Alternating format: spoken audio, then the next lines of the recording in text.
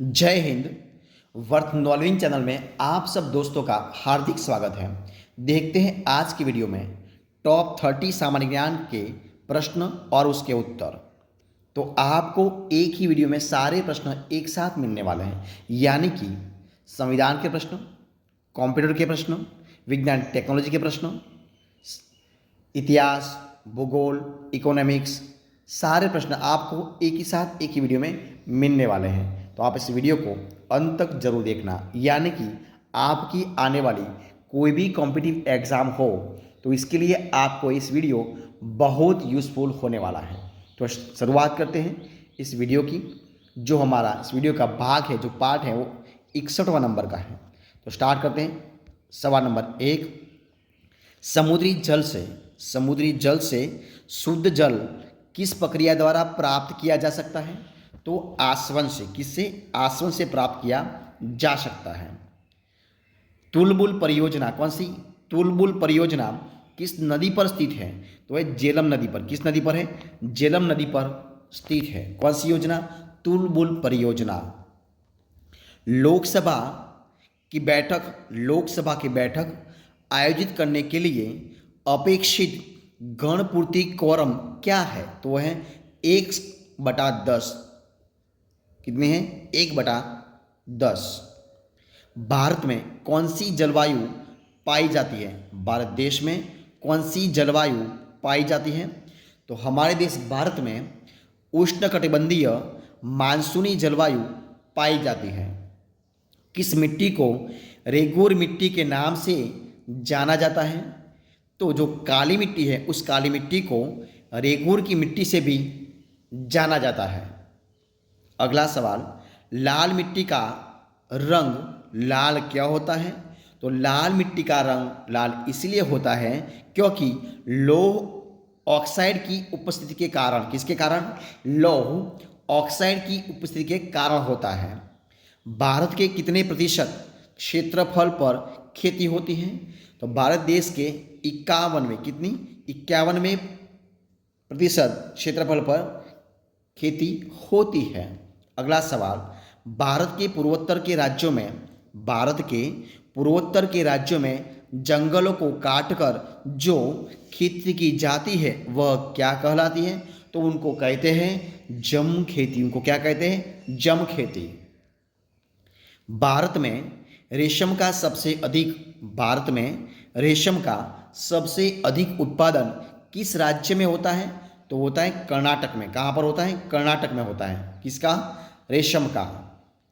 Test मैचों में भारत की ओर पहला शतक किसने लगाया था? तो टेस्ट मैचों में भारत की ओर से पहला शतक लगवाया था लाला अमरनाथ ने। किसने लगवाया था? लाला अमरनाथ ने। सिंधु घाटी सभ्यता के शहरों की गलियों कैसी थी? तो वो थी चौड़ी और सीधी। कैसी थी? चौड़ी और सीधी थी। हड़प्पा और मोहनजोदड़ो के खंडहर निम्नलिखित में से किस नदी के तट पर पाए जाते हैं? तो रावी और सिंधु नदी। किससे? रावी और सिंधु। अगला सवाल, सिंधु घाटी सभ्यता की लिपि कौन सी थी? तो सिंधु घाटी सभ्यता की लिपि ही अग्न्यात। कैसी थी? अग्न्यात थी। बिना दुर्ग के एकमात्र सिंधु नगर कौन सा था? तो बिना दुर्ग के एकमात्र सिंधु नगर था चन्हूदड़ो। कौन सा था? चन्हूदड़ो था। अगला सवाल, मोहनजोदड़ो। कैसे? मोहनजोदड़ो में सबसे बड़ा भवन कौन सा है? तो मोहनजोदड़ो में सबसे बड़ा भवन है ध्यानागार। कौन सा है? ध्यानागार।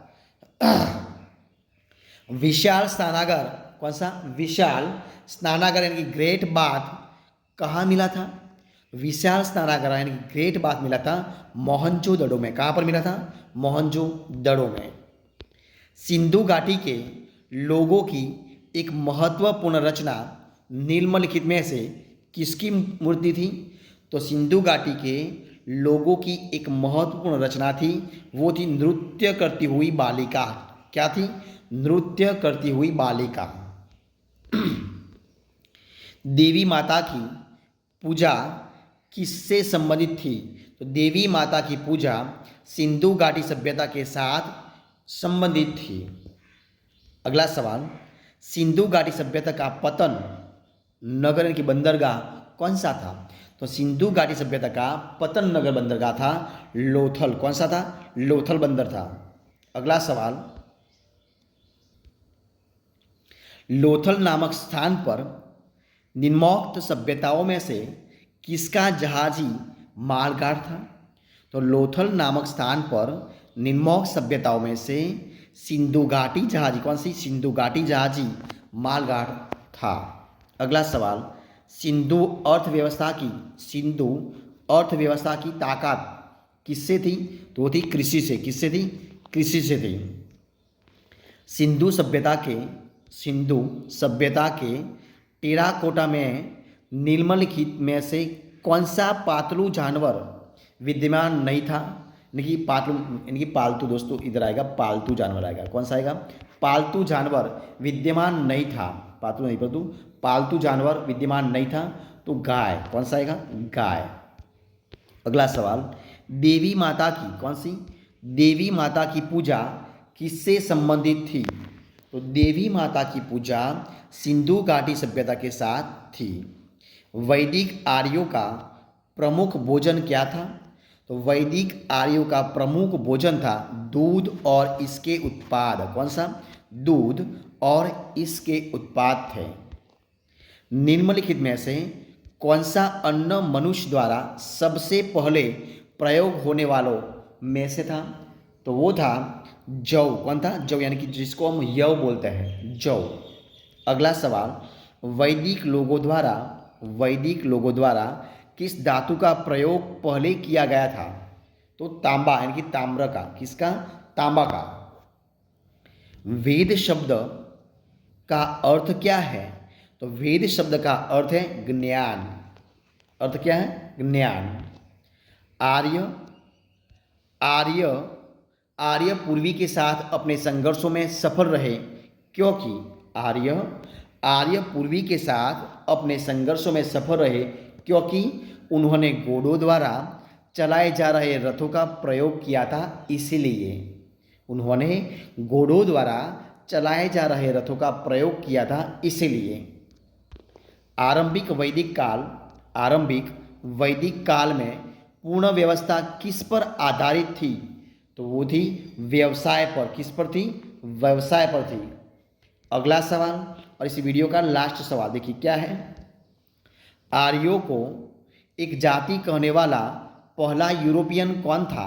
तो आर्यों को एक जाति कहने वाला पहला यूरोपियन था मैक्स मुलर विद्वान। कौन था? मैक्स मुलर विद्वान था। तो दोस्तों इसी प्रकार डेली में आपके सामने जो 30 क्वेश्चन को यानी कि जो 30 प्रश्न रख रहा हूँ उसका वीडियो इधर मैं आज खत्म करता हूँ।